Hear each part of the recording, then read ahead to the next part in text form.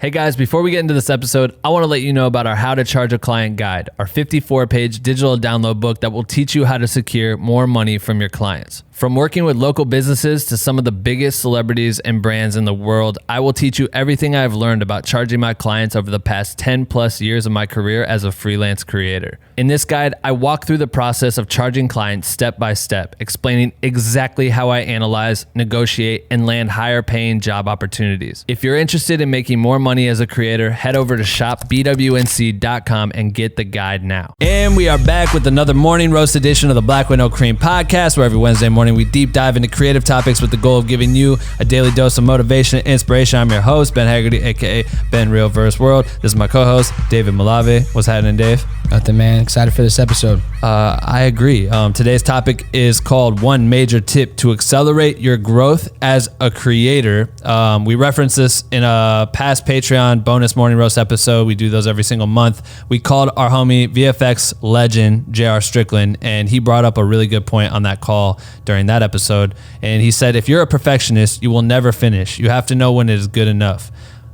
Which is a solid ass line. I feel like we all deal with that. So we're going to talk about how to use that mentality to accelerate your growth as a creator. But first, if this is your first time tuning to the podcast, you're probably wondering, what the fuck is Black with No Cream? Great question. Black with No Cream is the illest educational resource for content creators fueled by caffeine. Or at least I take my coffee black with no cream, but you can drink or not drink whatever caffeine you fuck with and still be a part of our community. We have thousands of members from all around the world working together by sharing content, asking for feedback, passing tips and tricks along to one another with the goal of pushing each other to become the best motherfucking content creators on earth. And you can join our private group if you want to by going to bwnc.com/join. We would love to fucking have you. Please join. And without further ado, I bring to you this morning roast episode, the second most epic podcast intro ever created right motherfucking now.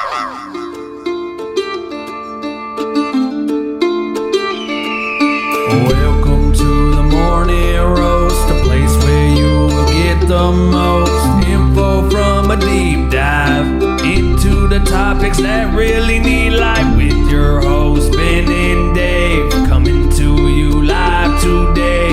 Grab your cup of joe and take some fucking notes, you bitch. All right, yo, so today our special guest, like I said in the intro, is JR Strickland. He's been on the podcast before. If you're an OG, you know. Episode, what, like 7? 6 or 7. He was on early guest on the podcast. This dude's won 2 VMAs because his VFX is so fire that they literally gave him an award. I don't know if he has it because it probably melted in the whole fire process of being ill. But JR is a legend, and we're glad you're on the call, dog. What's happening? Yo, what's up? How's everybody doing? Now I have like keypads with like sound effects and shit, which is a problem. I thought you had an audience. No, we don't have a live audience. I wish, bro, but I could do that shit. Yeah, this like Ben's like a kid in a candy store with this thing. I am, bro. This new mixer thing. This new mixer is amazing. But bro, what's happening? How you doing? No, I'm gonna get that mixer just for regular phone calls. Especially business meetings, because business meeting phone calls are so boring. Man, I know. That's facts. That's really funny if you just start adding like sound effects into your business. They're like, "What do you think, JR? Do you think this is a good idea? It will work?" Someone spits like a long ass idea, and then you hit them with crickets. Yeah, just cricket sound effects. You're just they're like, "So what do you think of the idea, JR?" And you're just like, "Let's recreate it." All right, let's get to this shit, bro. All right. Yo, so I'll intro. Set up. So we called you last time, and I think we're more talking about finishing. We were like, how do you find motivation, or like, what's your methods of like finishing projects, especially if they're passion projects? And then through talking that, you said something really dope, and I wrote it down, and then now we're trying to talk about it. And that was, he said, if you're a perfectionist, you will never finish. You have to know when it's good enough. And I think this is really dope, because I think I struggle with this a lot when Ben makes fun of me. I think we all struggle with it, you know. And every creator does, because I think a lot of creators pride themselves on being a perfectionist. You know, it's like, exactly. You know, it's like, oh, I'm paying attention to every single little detail, and I'm gonna do it till the shot's perfect, or I'm gonna sit here and tweak the littlest things. And I feel like we want to talk about how maybe letting go of that can be a huge factor in like accelerating your growth. And you know, I know you probably are very like very into like super detailed, like overanalyzing things, especially in VFX. And I'm wondering what your thoughts are on that. Yeah, man, it's like I know that coming up, you just are taught, like, you just instinctually, you're like, it's intuitive, like, it's got to be perfect, I got to be the best I can be, practice makes perfect, all this stuff.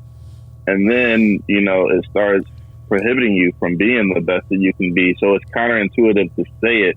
And I don't want people thinking like, oh, just put weak shit out there, like, just be weak, you know what I mean? But it does come a point where it tilts the scale. And I noticed, I might have mentioned this before, but like when I was really struggling creatively, I started painting and studying painting. I thought, why is painting even important? And then once I started studying it and I started drawing again like I did when I was a kid, I realized that now when I draw, I'm like so critical. Like I'm so in my head. Like, oh, this doesn't even look good. Like, oh, do I know what I'm doing? This doesn't, you know, this looks weak. I got to start over. Especially when you start drawing with a pen or something, or start painting, because you can't really erase as simple. But when I was 5 or 6, I never had any of those doubts in my mind. You know, it was just like color, and if you mess up, it was like okay, but you still like, you know. So I think in doing that, and then my girlfriend at the time, we started painting together, and she would just start painting, like, and I'm sitting there still with a blank canvas.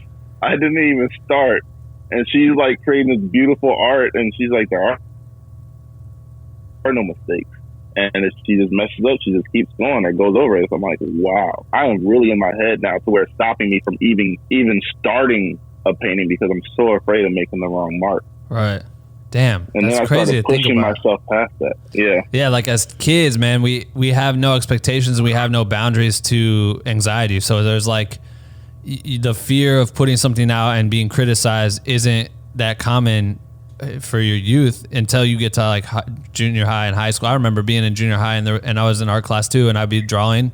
I thought it was, I had so much fun drawing at the time. And then I look over at the kid that's next to me, he's doing this insane anime thing, and I'm like, what the fuck is that? And then, oh, that's a good point. It was over with. And then my fear wrote in that I know for a fact I'm not meant to be a drawer. You know what I mean? Like I should not be putting like a pencil to paper because I'll never have it looking like this kid's shit over here. You know what I mean? That's a good point, because my comparing painting is like Monet, and like, you know what I mean? It's like crazy artists in history. Right. And she's just painting whatever she wants. You know what I mean? So I think that comparison is, and what do you think, Dave? Like that comparison of like to other people, because I know sometimes in the group people are like, I don't want to post my video, you know, in Black with No Cream, like I don't want to post my video because like there are people in here that are crazy, and we're like, no, post it. Right. Right. Get feedback, get over that. So that comparison might be one of the things that's prohibiting people from actually. Yeah, I think it's such an interesting conversation because, for example, speaking for myself, like I think I pride myself on being like extremely attentive to the details and like really caring about the little things, and having a high standard and all that stuff. And I feel like everyone can relate to that. And I think there's greatness in that. But then to the painting analogy, it's like you hold yourself to such a high standard and you're so attentive to like what you're creating that it's causing you not to do what you like to do, or to do the thing that's half of the battle, which is releasing it. Right. You know what I mean? Like I can't tell you how many times I have, how much content I have just that I just don't share on my feed or wherever, because I just don't think it's good enough. Whereas Ben tells me all the time, he's like, dude, just send it. Like, who cares? Because it's like, because it's like, you can't, if you hold everything to yourself, you never get the feedback that you want. And that's half the battle. I feel like you get the fulfillment from creating, but if it's holding you from sharing, then you're not that's the purpose of art, I feel like. And I think that'll stunt your growth. Yeah. Like, and you can overanalyze so many little things that you don't put it out, but also you can overanalyze to the point where you don't even start, you know, like, oh, if it's not going to set up to be perfect, then I don't want to do it. And I wasn't even dealing with that with this week, because I'm trying to do a project and I'm telling Ben like, yo, I don't know how I'm going to make this look good. Like, it's not like I have that many resources. And he's like, dude, you can do it. Just like, you're going to make it look cool. Just be simplistic with it. You know what I mean? And it's like, don't overanalyze. I'm letting my idea of like, oh, I want it to be this standard, like impede me from going out and making something cool with what I have and just making with something with what I have. You know what I mean? Dave was literally looking at this project like, damn, I'm gonna have to like bust into my earnings, like my rate, to try to make this thing insane. I'm like, don't do that. I mean, you can do it when it needs it, right? Like there's times where you should fully invest, and sometimes you break even on projects and things like that because it is what it is. You're investing into your craft. Like I knew when I was on Q's tour that I couldn't shoot him anymore on an 85 millimeter lens, a fixed lens, and because he kept getting too close to the camera, I was like, fuck, I need something better than this. And a solution was a 24-70. That shit was like $2,300, and I was like, fuck it. And I invested in that, and honestly that was probably like 2 months earning on that tour because I was making trash pay. Yeah. Right. But like it was worth it for me to take the L because my product ended up being better and I was able to invest that way. But sometimes you don't have to. Like you can make certain things work, and you don't want to like sometimes I think we feel like and I see this a lot on music videos, and JR, you can tie into this too, because it's like we see all the money that gets spent on projects to please the clients.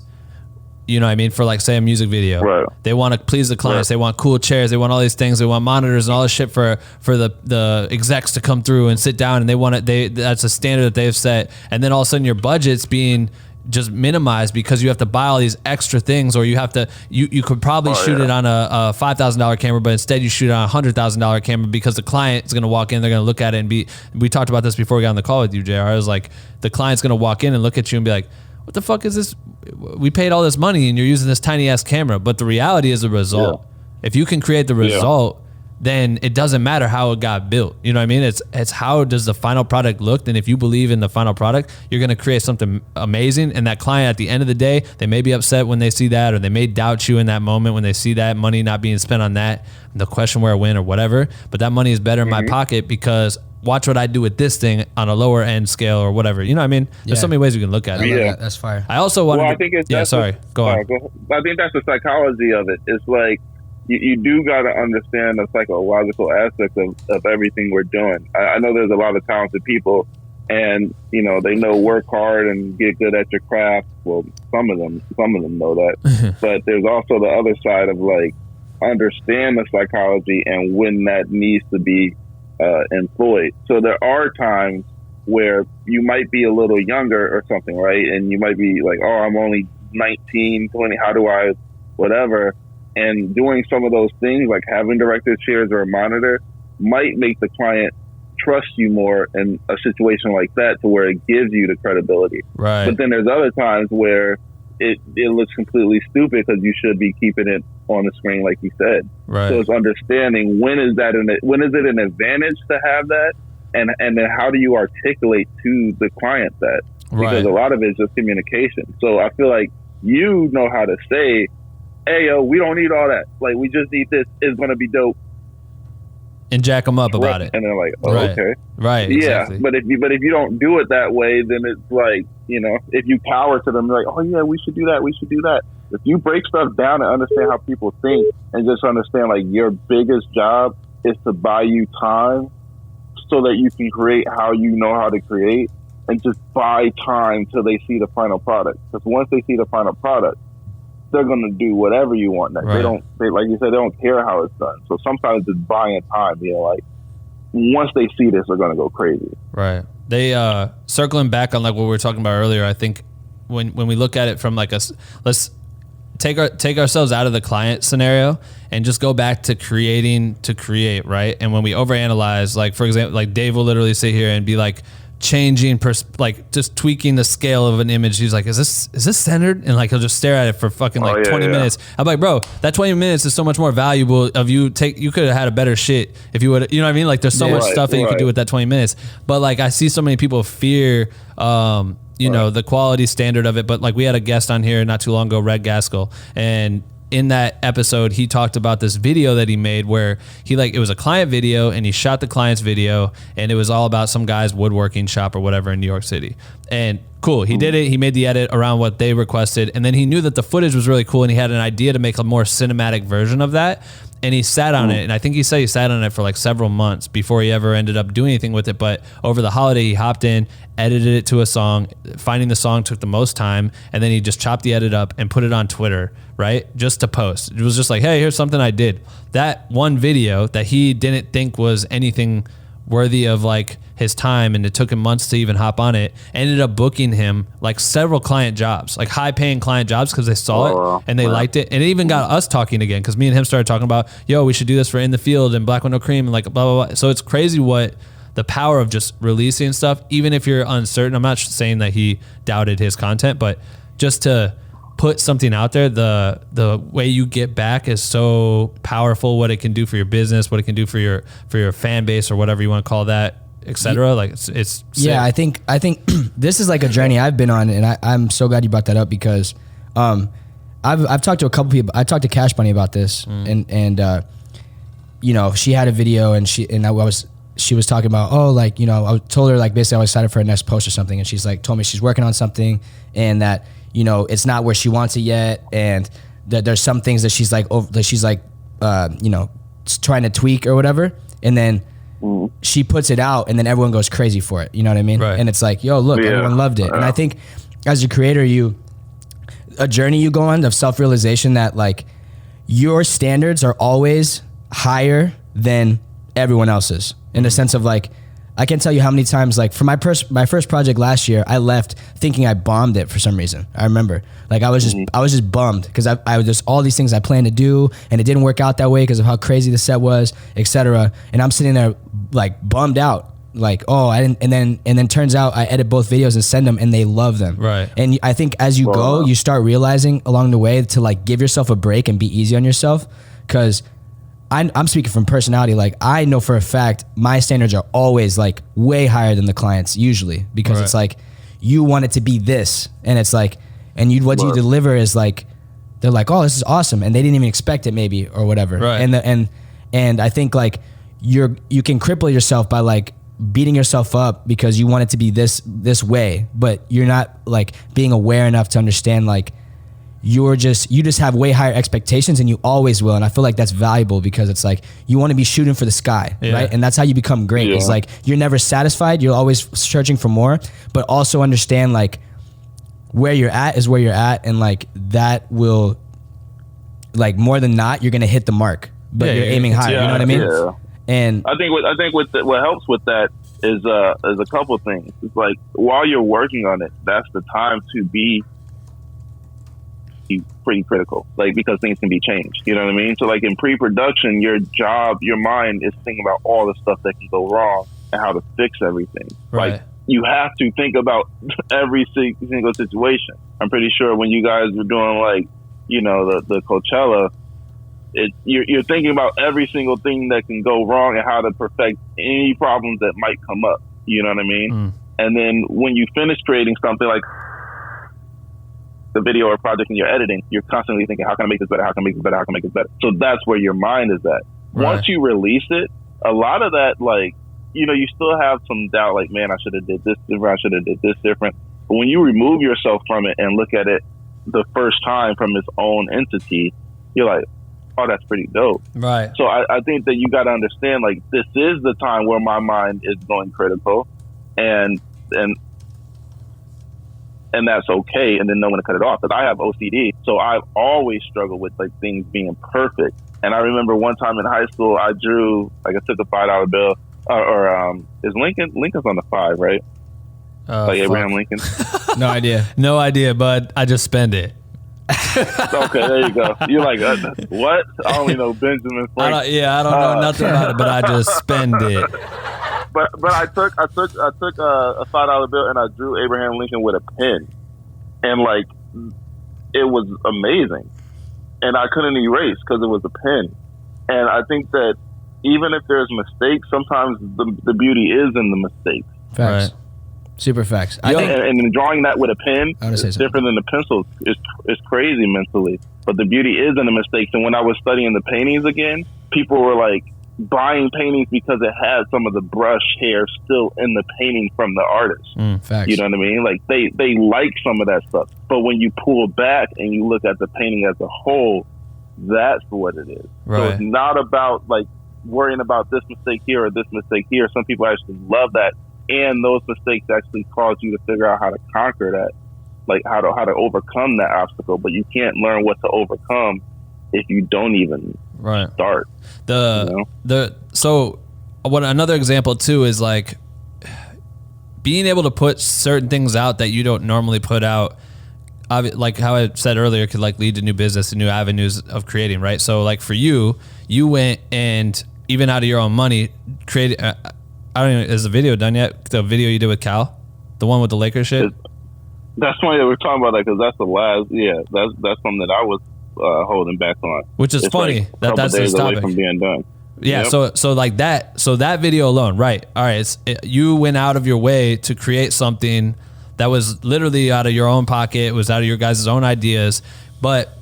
For you, just to give an example, you're creating a music video for Cal Scrooby, who's on the podcast as well. You know, everyone knows Cal. But you went and shot something, got a bunch of different green screen shots or whatever, and you're creating like this. Tell me tech-wise if I'm saying this wrong. Is it like a 4D world environment that you're putting Cal in with green screen?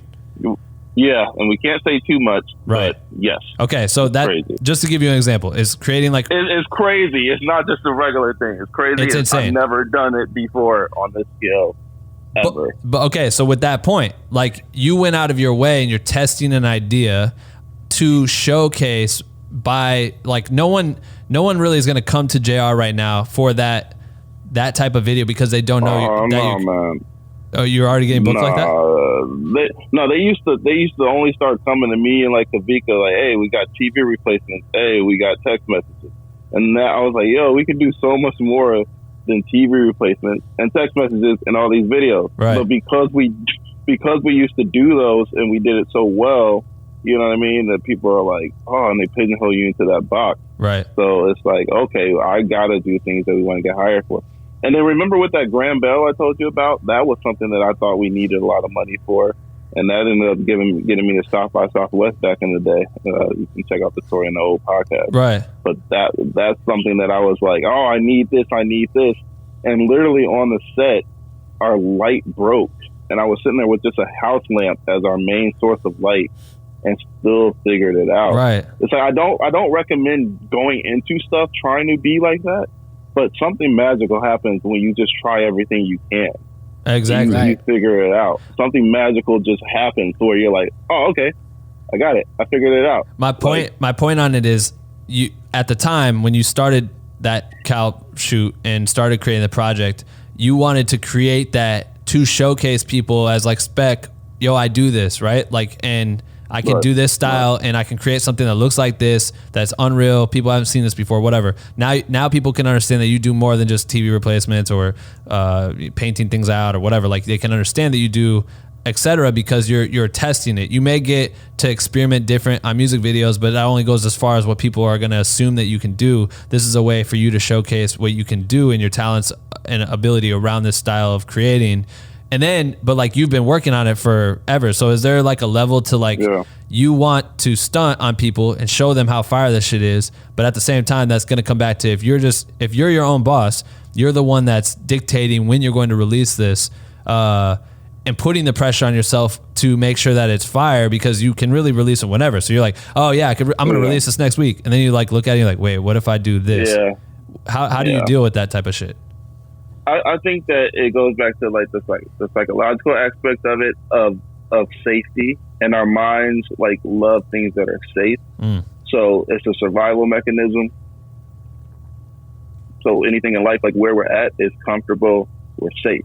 You know what I mean? So even though we say we want to be farther, we are surviving every day in the capacity that we're living right now. You know what I mean? So you're like, oh, I want to do this. I want to quit my job. I want to move. I want to do this. But then your mind is like, but we are alive. And you're like, but I'm hungry. I have no money. I have no whatever. You're like, but we're alive. And I'm not sure if we do all of that I can guarantee that you're going to be alive. You see what I mean? So there's a fear aspect of things that are changing. But once you've done it before over and over, and I forgot who kind of said this, but once you do it over and over, now you're like, oh, this is the new normal. Like, this is safe. like this is safe. Not having a 9 to 5 and getting clients myself. Like we can survive like this. Right, man. You know what I mean? So when you're trying to go to that next level, it is a fear of success because you don't know if you're going to survive. You don't know if it's going to be success. You don't know if you're going to survive. And so you have to make that fear of being where you are greater than the fear of being where you're going. So you have to tell your brain, oh no, like this isn't safe. I would go crazy if I keep doing this. And it's like, oh yeah, you're right. We're in danger. Like I'm dying inside. I'm not living right now. Right. So let me live, and then I would thrive in that environment. So I think that's kind of a different way to kind of answer your question, but that's it. Getting to that next spot and saying that I'm safe doing that. So once I do the cows thing, like, oh, I've done it before. If I would have done it 10 times, then the 11th time wouldn't be as hard as doing it first time. Right. That's the hard part. Yeah, my brain doesn't know what it is to complete that. Yeah, I think that's like where it comes down to, like, you know, confidence comes from repeated action, in the sense of like things are scary and you overanalyze them until you do them, and then you realize it's like the same. It's that you go in a haunted house. You're scared as shit to go in the haunted house. Then you go in the haunted house and you get out and you're like, that was fun. That was literally me. Yeah, like that was me. I literally, I don't watch scary movies. And I remember as a kid, like I would be low key freaking out, but you want to act cool for your friends. So you're just like, but I'm still freaking out. Then you go through and you get out and you start laughing like, yeah, that was dope. You're like, nah, you were scared as shit. The good thing is that when we went, my squad was so big that I was at the back end. So when they scared the front of my squad, I was like, oh, cool. I know what's going to happen. Yeah. And then I was just like, out. It was a tap out. Though. I did ruin it. And now I've gone to some more since then that scared the shit out of you. Anyway, yeah, I want to hit up a haunted house. You know what I'm saying? I want to end here. I want to end here though, because I feel like this is the conclusion of it. And it's like, it's the part of knowing when it's good enough and that letting go, you know? Because I think there's no project that, I bet if we asked all of us, me, you, JR, any of our friends, like, is there any, like, is there any project that you look back and there isn't something you would like be like, oh, I would change that? Because every project I've ever done, or every photo or every video or whatever I look back on, I'm like, I would have done this. Like, oh, that messes up. Like, you know, this shot's a little messed up, or maybe like this thing got messed up, or I would have done this differently. And it's like, you have to just take those punches. Like, I really think there's growth in that. And I love, sometimes I'll sit there and look back at all the things I've done and like reflect and kind of, you know, you analyze, but also you kind of like appreciate, because you're like, damn, you know, here was this. And then all your work is time markers, you know? And like there's a journey in that. And I feel like JR said it when we were talking, or we could talk about this from the sense of like when we first got out here and we were cracking on shit, and think about all the projects that we were doing and we're trying to hit these crazy deadlines, right? Like Chris Brown music videos, the doc, all these projects we were doing, we were flipping things around really quick, trying to hit these deadlines. And when you drop it, it's like, all right, cool. That's the best I could do at that time with what I was allowed. Right. My favorite thing is when you look back, it's like, yeah, of course you're going to look at it and be like, damn, I should have done this shit different. But you saying it's a time marker, to me, it is like a stamp into like an achievement or like a period in time where you'll remember like, oh, this is when I learned to do that better, or this is when my God, you know what I mean? You're right. But you have to finish in order to learn those lessons. You can't get the lesson until you finish. Exactly. And I would wrap it up with this, like, it's going to be okay. Right. Like, you might really mess up. Clients might yell at you. Like, your biggest fear of it sucking might actually be right sometimes. Like, but you're going to bounce back and be okay. Right. And once you fuck up so bad and you think it's the end of the world, and then like you bounce back from that, it's very dangerous. Right. Because then your fear of failing is so little. But you have to go through that failure and know like, oh, it's gonna be like, I was working on Drake tour visuals and I fucked up. It was horrible. Like horrendous. It was horrible. And, it was horrible. I overextended myself. I was doing way too much. But I bounced back from that, and now it's like I'm not afraid of like anything. So sometimes when I'm talking to a client, it kind of sounds weird because I'm not afraid, because I've done failed so many times. And if I were to stop, that would have happened a long time ago. That would have happened like 10, 15 years ago. I failed so many times that it's not scary to fail anymore because I know that I can figure out how to get back because I've gotten here now. So worst case scenario, I can get back. So it's going to be okay. But the beautiful thing is, it's rare that you're going to fail if you tried your hardest. Right. So you really don't even have to worry about that. If you just try your hardest and release it, you don't have to worry about it. But if that's your fear, it's going to be okay. You really got to know that. Yeah, I think it's becoming comfortable in that. You know, like, you know how everyone always says, like, you know, oh, the greats like embrace failure, and it's like all so cliche, and it's hard as shit to really embrace in real life because no one likes to fail. Right. No one. But it's like you know, you got to where you are because you got skills, and if you trust that and you really like believe in yourself, then it's like things mess up, you're gonna get back to the same spot. Like, I bet for you that Drake thing, it could feel like one of the biggest things you had ever done, but then like you think, oh, I'll never get an opportunity like this again, maybe, or whatever. Right. People can relate to a thought like that, and then it's like, and then like 3 months later, you got a job on the same level. You're right. like, it's like exactly. The skills are still there. It doesn't leave, you know. Like, well, it's like in the short film I did, you know, when all y'all came out and saw it, it was like, oh, this is the accomplishment. Like there's two levels of people that got something from the film, but then there was people like, oh man, I wanted to do a short and I didn't do it, or I had an idea for this and now I'm going to go do that, and I wasn't expecting that at all. Like, so many people came to me like, I've been sitting on this idea, man, it wasn't perfect, blah blah, but like seeing you do your film and screen it and Hollywood and Chicago, like it got me to the point where I want to go do my thing. I was like, oh, I didn't even realize there's a whole nother thing. So there's other things of inspiring people, future jobs you might get, like you just talked about, Ben. Like, there's so many other things that are waiting for you on the other side that if you just finish, you can start seeing those things, but they don't come until you finish. Major you don't get any of that until you finish. Right. I love that. Everyone go check out A Minor. Everyone check out JR's short film A Minor. You gotta check it out. Is that available somewhere, JR? Yeah, I'm releasing it ASAP. Got to change the final music because I don't have the rights to that. Okay, bet. Change that. But follow me on Instagram to know where everything's releasing. Yeah, follow JR. There's so much coming up, y'all. There's so much coming up. I know, I believe it. So Instagram, JR Strickland, also Nocturnal FX.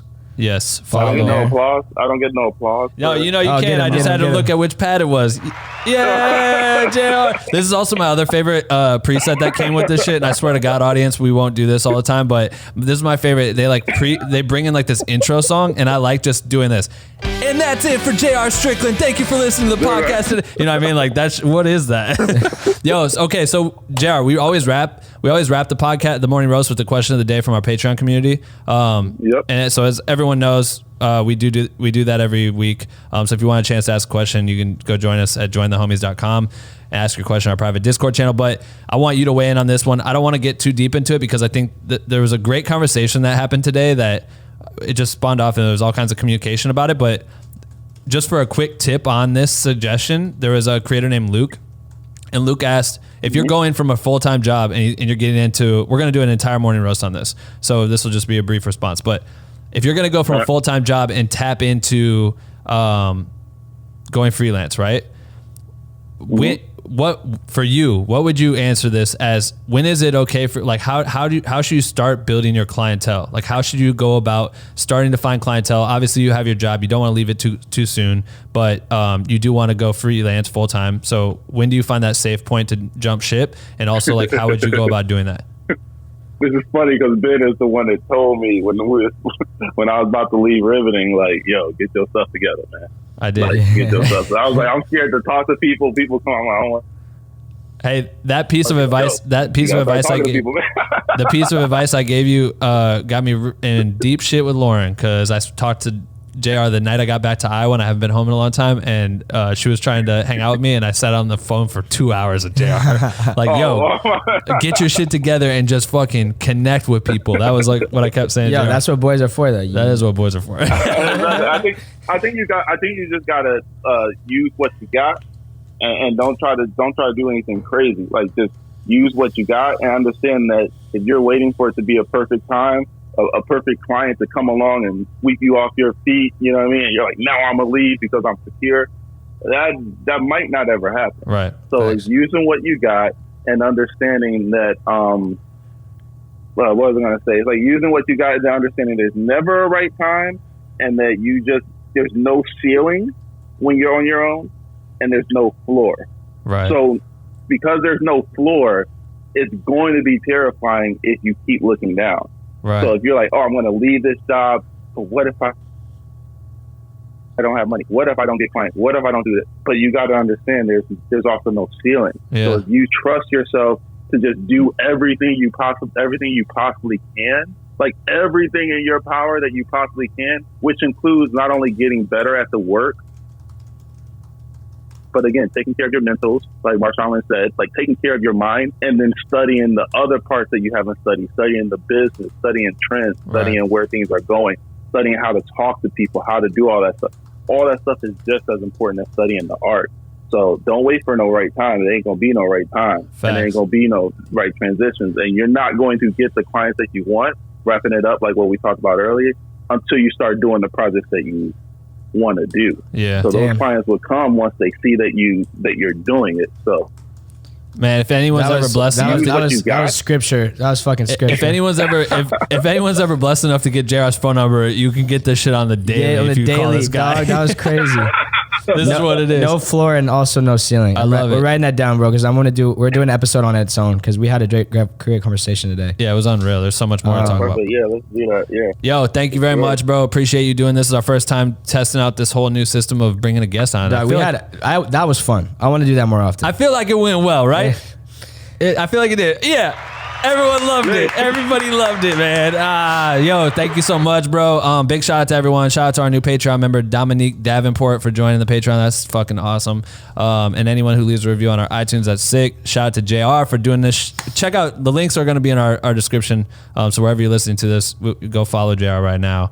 And that's it. And what you guys doing is like, it's amazing. Wait, I'm interrupting your ending. It's amazing what you guys are doing. So like, thank you guys for doing this. And if you're in this Patreon group or in Black Window Cream or anything, please understand that this wasn't all available for people. Like, this is gold. Like, what you guys have is gold. So please don't take it for granted when you're listening to these interviews. Like, it's a lot for Ben and Dave to get to the position where they even know these people, let alone take the time to like teach you what they're doing. So like, don't take it for granted, because these are resources that they wish they had, that I wish I had, and that's the only reason why we're kind of like trying to give it back, because you're sitting on gold. So I know a lot of people are taking it in, but like, if you're not, you really need to get to it and like listen to this stuff. Right. Man, 'cause this is amazing. Thank you, appreciate it, bro. For real. Also, I'll end right here.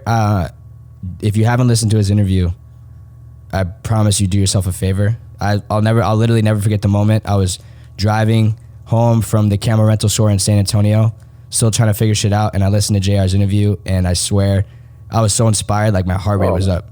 And so just go fucking listen. And trust me, you're gonna like it. I'll tell you right now, it's episode 6. All right, go to Black Window Cream. Go to YouTube. I knew that off top. You heard? You said 6? Yeah. Oh shit. There we go. All right, appreciate it, man. I appreciate that. Thank you, Thank you, guys. Thanks everyone for listening. All right, boom.